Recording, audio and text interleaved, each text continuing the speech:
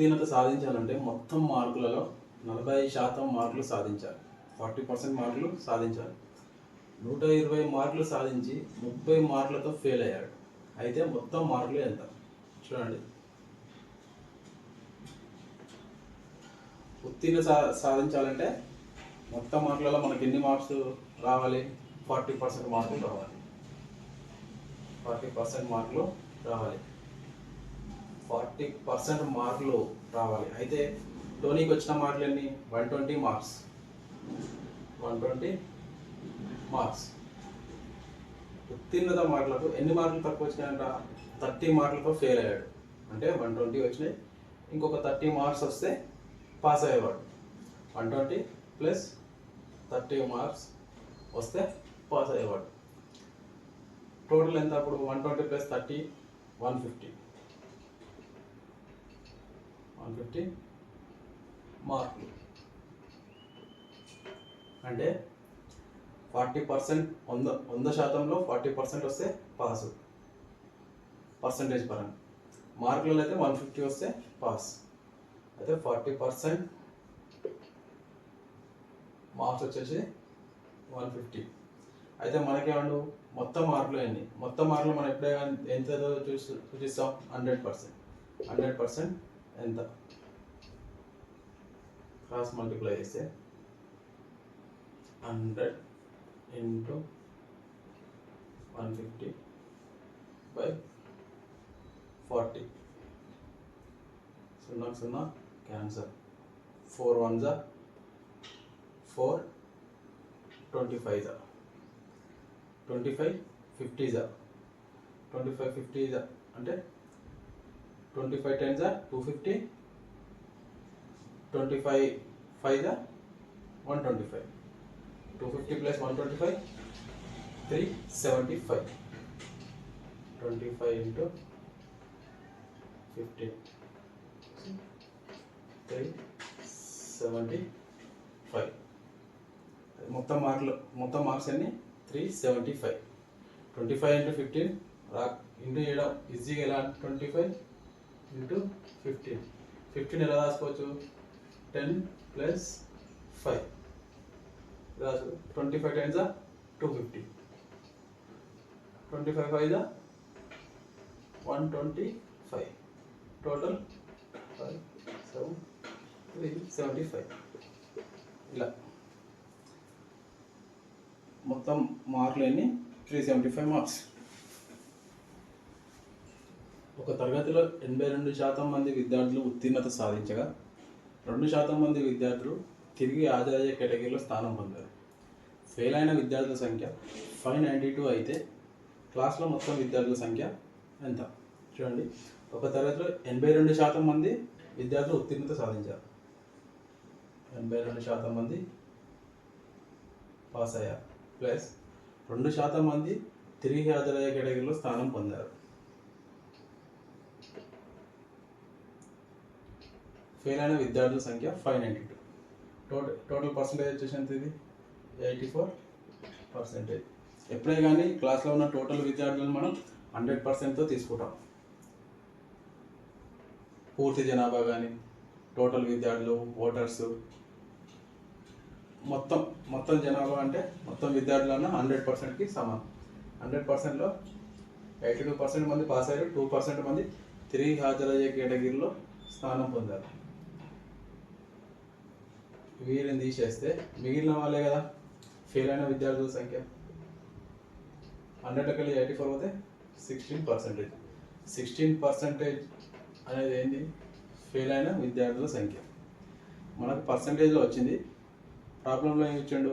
Fail అయిన విద్యార్థుల సంఖ్య ఇచ్చిండు. ఎంత? 592. అంటే 16% అనేది 592. అయితే టోటల్ విద్యార్థులు మనం ఎప్పుడే కానీ దేంతో తీసుకుంటాం? 100%. 100% విద్యార్థులు ఎంత? క్లాస్లో మొత్తం విద్యార్థుల సంఖ్య ఎంత అంటే 100% ఎంత? క్రాస్ మల్టిప్లై చేస్తే 100 ఇంటూ 592 బై 16. 16 ఎక్కం వస్తే ఓకే, త్వరగా అయిపోతుంది. రాదు అనుకుంటే 2 టేబుల్ 4 టేబుల్లో తీసుకున్నా పోతుంది.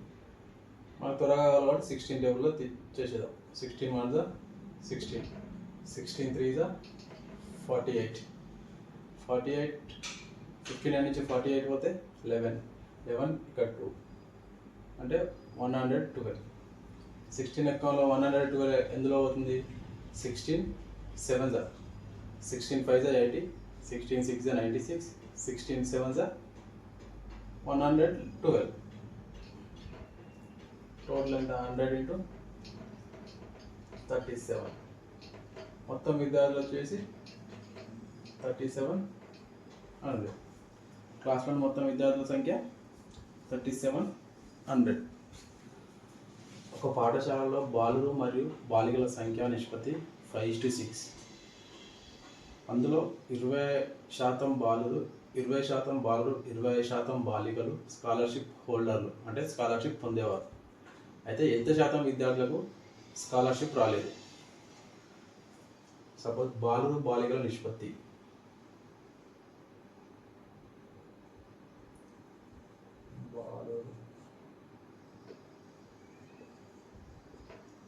బాలికలు వాళ్ళ నిష్పత్తి వచ్చేసి ఎంత?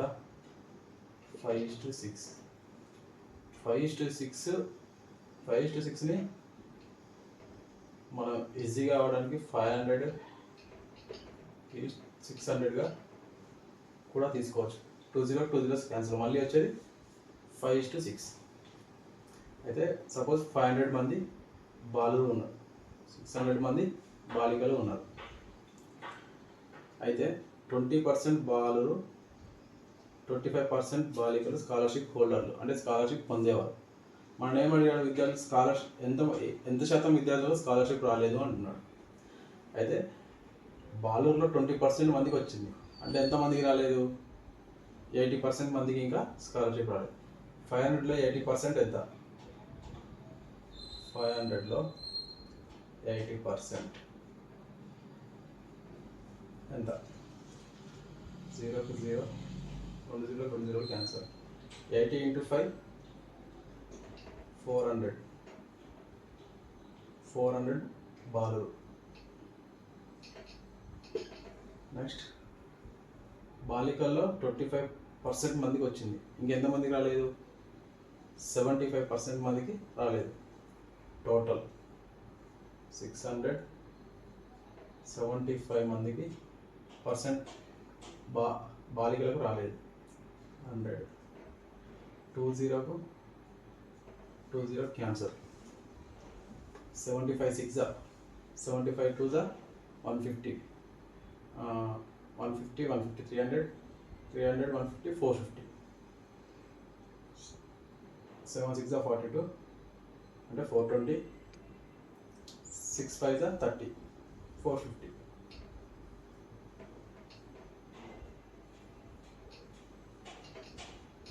నాలుగు 450 మంది బాలికలకు స్కాలర్షిప్ రాలేదు. అయితే ఎంత శాతం విద్యార్థులకు స్కాలర్షిప్ రాలేదు? టోటల్ విద్యార్థులు ఎంత? 1100. 500 బాలికలు, 600 బాలికలు, టోటల్ 1100 అనేది 100%. టోటల్ విద్యార్థులు 100% తీసుకుంటాం. స్కాలర్షిప్ రాని వాళ్ళు ఎంతమంది? ఇక్కడ 400, ఇక్కడ 450, 850. ఎంత శాతం? క్రాస్ మల్టిప్లై చేస్తే 850 into 100/1100. 0 0 2 0 2 0 క్యాన్సర్. ఏం మిగిలింది? 850/11%. 850/11% స్టూడెంట్స్కి స్కాలర్షిప్ రాలేదు. ఇద్దరు విద్యార్థులు ప్రవేశ పరీక్షకు హాజరయ్యారు. వీరిలో ఒకరు మరొకరి కంటే 15 మార్కులు ఎక్కువ సాధించగా అతని మార్కులు వారి మార్కుల మొత్తంలో 80% ఉన్నాయి. అయితే ఒక్కొక్కరికి వచ్చిన మార్కులు ఏంటి చూడండి. ఇద్దరు వ్యక్తులు ప్రవేశ పరీక్షకు హాజరయ్యారు. ఫస్ట్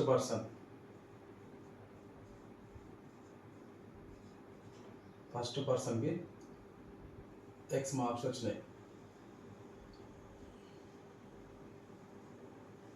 ఫస్ట్ పర్సన్కి ఎక్స్ మార్క్స్ వచ్చినాయి.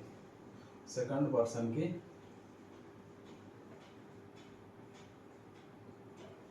పర్సన్కి ఫస్ట్ వ్యక్తి కంటే 15 మార్కులు ఎక్కువగా వచ్చినాయి. అంటే ఎక్స్ ప్లస్ 15 మార్కులు ఎక్స్ట్రా వచ్చినాయి, ఎక్స్ ప్లస్ 15. అయితే అతని మార్కులు వారి మొత్తం మార్కులు. ఇప్పుడు వీరిద్దరి ఫస్ట్ అండ్ సెకండ్ వ్యక్తుల మొత్తం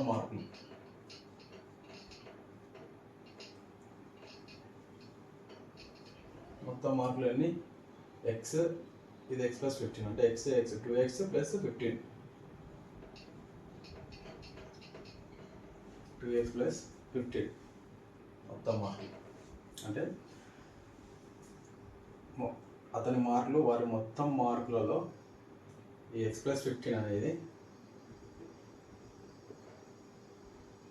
అనేది వీళ్ళ ఇద్దరి మొత్తం మార్కులలో, ఫస్ట్ సెకండ్ వ్యక్తుల మొత్తం మార్కులు 2x ప్లస్ 15 మార్కులు ఎంత శాతం ఉండో 80%.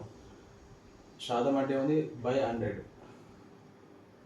ఇంటూ 80/100.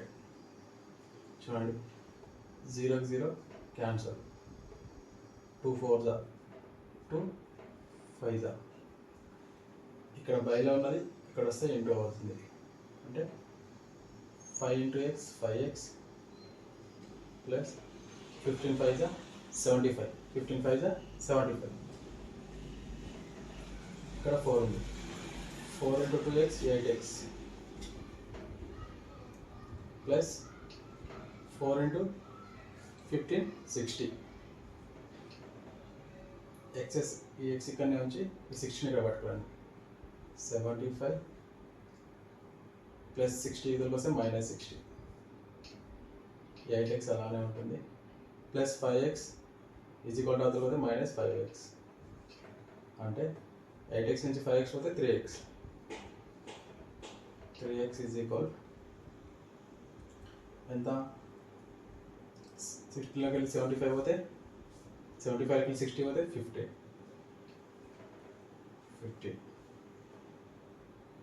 ఇక్కడ మల్టిప్లై చేసి ఈజ్ ఈక్వల్ టు అవుతుంది వస్తే బై అవుతుంది. అంటే 3 1 3 5 x is equal to 5 marks. అయితే మనం ఏం కనుక్కున్నాడు? అయితే ఒక్కొక్కరికి వచ్చిన మార్కులు ఎన్ని? ఫస్ట్ పర్సన్ వచ్చిన మార్కులు ఎన్ని అనుకున్నాం? ఎక్స్ అనుకున్నాం. ఎక్స్ అంటే ఎంత? 5.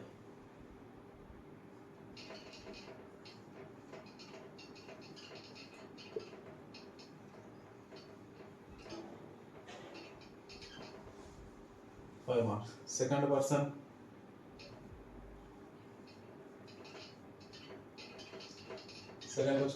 వచ్చిన మార్కులు ఎక్స్ ప్లస్ 15. ఎక్స్ అంటే 5 ప్లస్ 15, 5 ప్లస్ 15 20.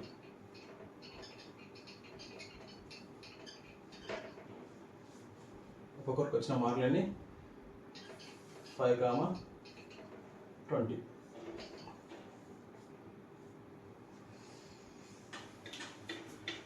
పరీక్షలో 46% మార్కులు సాధించిన విమల్ 10 మార్కుల తేడాతో ఉత్తీర్ణత సాధించలేకపోయాడు. 52% మార్కులు సాధించి ఉంటే కనీస అర్హత మార్కుల కంటే 8 మార్కులు ఎక్కువ వచ్చాయి. పరీక్షలో అర్హత సాధించడానికి కనీస మార్కులు ఎంత? చూడండి, పరీక్షలో 46% మార్కులు సాధించిన విమల్ 10 మార్కుల తేడాతో ఉత్తీర్ణత సాధించలేకపోయాడు. అంటే 46% మార్కులు వచ్చినాయి, 10 మార్కులు తక్కువగా వచ్చినాయి. 46% మార్కులు వచ్చినాయి, 10 మార్కులు తక్కువ వచ్చినాయి, ప్లస్ 10. ఇది ఉత్తీర్ణత మార్కులు. ఒకవేళ 52% మార్కులు వచ్చుంటే కనీస అర్హత మార్కుల కంటే 8 మార్కులు ఎక్కువగా వచ్చేవి. అంటే 52% మార్కులు కలిసి 8 మార్కులు తీసేస్తే ఆటోమేటిక్గా ఉత్తీర్ణత మార్కులు వస్తాయి. 52% మైనస్ 8 మార్కులు. శాతాలను అలా మార్క్స్ని ఇక్కడ తీసుకురండి, శాతాలను తీసుకెళ్ళండి. 10 ప్లస్ -8 కోసం +8 52% ప్లస్ 46 అవుతుంది కోసం -46%. రెండింటి మధ్య తేడా ఎంత? 6%. 6% ఈజ్ ఈక్వల్ టు 18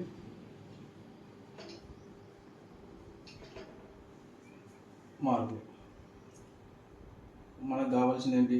పరీక్షలో అర్హత సాధించడానికి కనీస మార్కులు ఎంత అంటే 6% 18 అయితే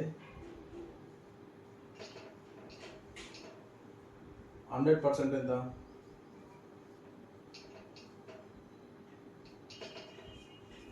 టోటల్ మార్క్స్ అనుకోవాలి. క్రాస్ మల్టిప్లై చేస్తే 100 into 18/6. 6 ones are 6 threes are 100 into 3 300. ఇవి టోటల్ మార్క్స్. టోటల్ మార్క్స్లో 46% మార్కులు సాధించి విమల్ 10 మార్కుల తేడాతో ఉత్తీర్ణత సాధించలేకపోయాడు. ఇప్పుడు మనకు కావాల్సిన ఉత్తీర్ణత మార్క్స్ అంటే 46% మార్క్స్ ఎంతో కనుక్కుందాం. 300 అనేది 100% అయితే 46% ఎంత? క్రాస్ మల్టిప్లై చేస్తే 46 into 300/100. 0 to 0 1 3 the 3. 46 into 3. 46 into 3 ఎంత? 40 into 3 120. 6 into 3 18. 138. 138 అనేది 46% మార్క్స్. 46% మార్క్స్. 46% మార్క్స్ వచ్చినాక ఎన్ని మార్క్స్ తేడాతోటి ఉత్తీర్ణత సాధించలేకపోయాడు? 10 మార్క్స్. అంటే 46% మార్కులకు 10 మార్క్స్ యాడ్ చేస్తే ఉత్తీర్ణత మార్క్స్ వస్తాయి.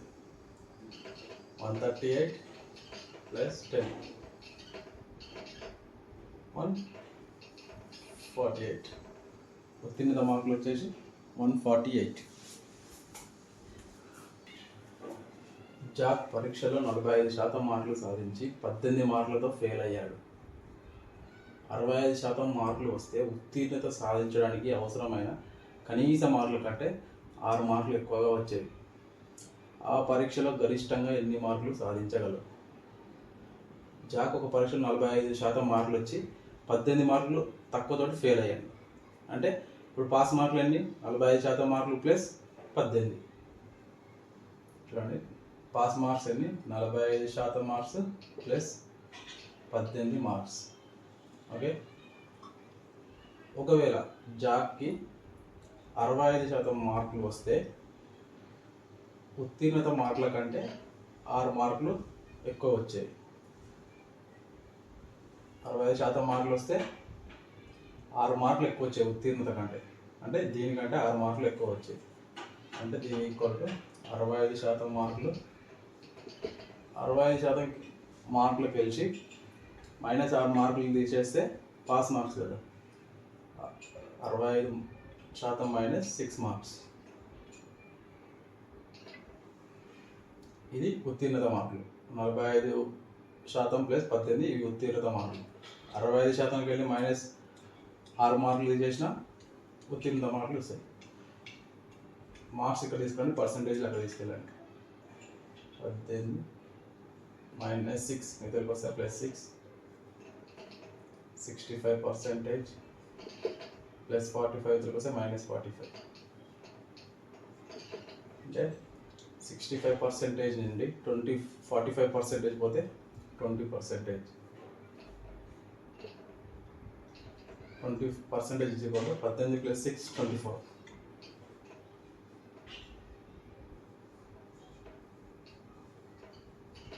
20% ఈజ్ ఈక్వల్ టు 24 మార్క్స్. అయితే ఆ పరీక్షలో గరిష్టంగా ఎన్ని మార్కులు? గరిష్టంగా అంటే టోటల్ 100%కి సమానం. ఎప్పుడే కానీ టోటల్ మార్క్స్ని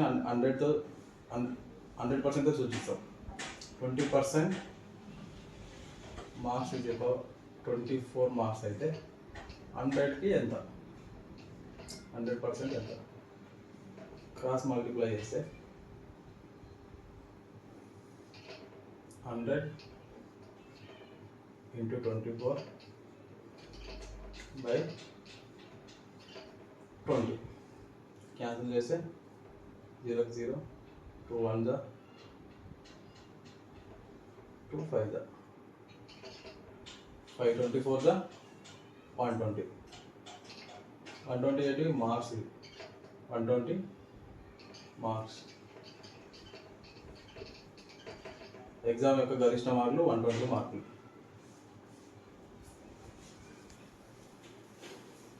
ఫిజిక్స్లో 80%, కెమిస్ట్రీలో 70% విద్యార్థులు ఉత్తీర్ణత సాధించారు.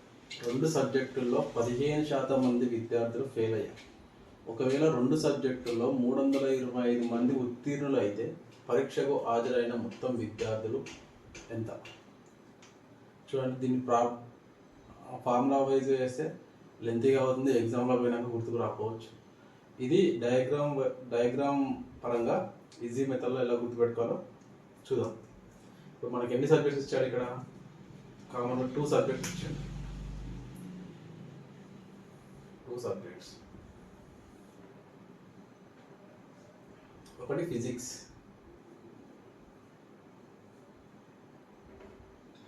ఒకటి కెమిస్ట్రీ.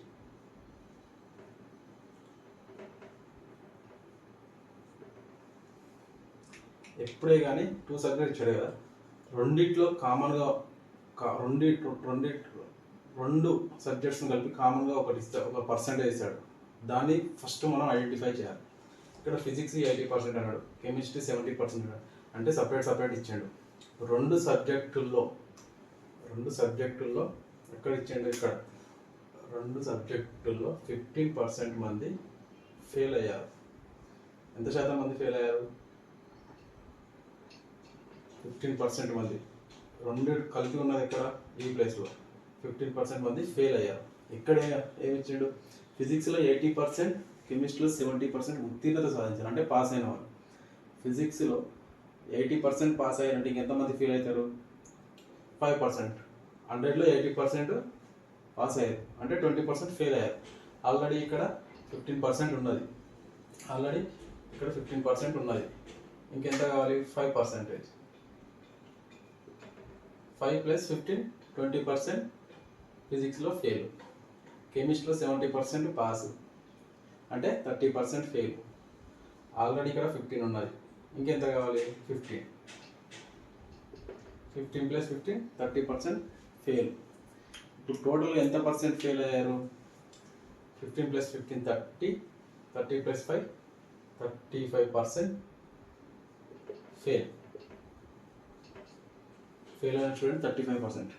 ఒకవేళ 2 సబ్జెక్టులో 325 మంది ఉత్తీర్ణులు అయితే, ఇప్పుడు 100లో 35% ఫెయిల్ అయ్యారు. 35% ఫెయిల్ అయితే ఇంకెంతమంది పాస్ అవుతారు? 65% పాస్. 2 సబ్జెక్టులు 325 మంది ఉత్తీర్ణులు అయితే, అంటే 65% అనేది 325 అంతే కదా, 65% పాస్. ఇక లెక్కల్లో 325 మంది ఉత్తీర్ణులను ఇచ్చాడు. పరీక్షకు హాజరైన మొత్తం విద్యార్థులు ఎంత? ఎప్పుడైనా మొత్తం విద్యార్థులు మనం ఎంత పర్సెంటేజ్ తీసుకుంటాము? 100. ఎంత? Cross multiply 100 into 325/65.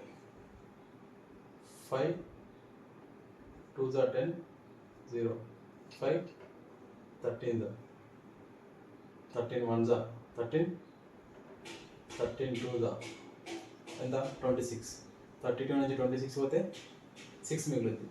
6 ఇక్కడ 5 65. 13 5 65.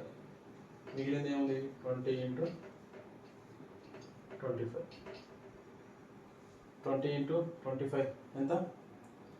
500. టోటల్ విద్యార్థులు వచ్చేసి 500. ఎప్పుడే కానీ 2 సబ్జెక్ట్స్ ఇచ్చాడు, 2 సబ్జెక్ట్స్ సంబంధించిన డయాగ్రామ్స్ చేసాం. ఇది సపరేట్ 1 సబ్జెక్ట్, ఇది సపరేట్ 1 సబ్జెక్ట్. రెండిట్లో కామన్గా 2 సబ్జెక్టులకు సంబంధించి ప్రాబ్లంలో ఒక వాల్యూ ఇస్తాడు. దాన్ని ఎప్పుడే కానీ మిడిల్లో వేసుకోవాలి. మిడిల్లో తీసుకున్నాక ఫిజిక్స్లో 80 అంటే 20% ఫెయిల్, 80% పాస్. ఆల్రెడీ ఇది వదిలేసండి. ఇప్పుడు ఫిజిక్స్లో 15 ఉన్నది ఆల్రెడీ. 15 నుండి ఎంత కావాలి? 5%. ఇక్కడ 70% పాస్ కెమిస్ట్రీలో. ఇంకెంతమంది ఫెయిల్? 30%. 30లో ఆల్రెడీ ఇది ఇక్కడ వదిలేసాను. ఈ రౌండ్లో 15 ఉన్నది. ఇంకెంత కావాలి? 15. ఇలా ఇవన్నీ ఇవేంటివి? ఫెయిల్ అయినాయి. 15 + 15 30, 30 + 5 35% ఫెయిల్. 35% ఫెయిల్ అయితే టోటల్ 100లో 35 అయితే 65% పాస్. లెక్కల్లో పాస్ అయిన విద్యార్థుల సంఖ్య ఇచ్చాడు. మనకు 65% అని వచ్చింది. అంటే 65% అనేది 325 అయితే 100% ఎంత?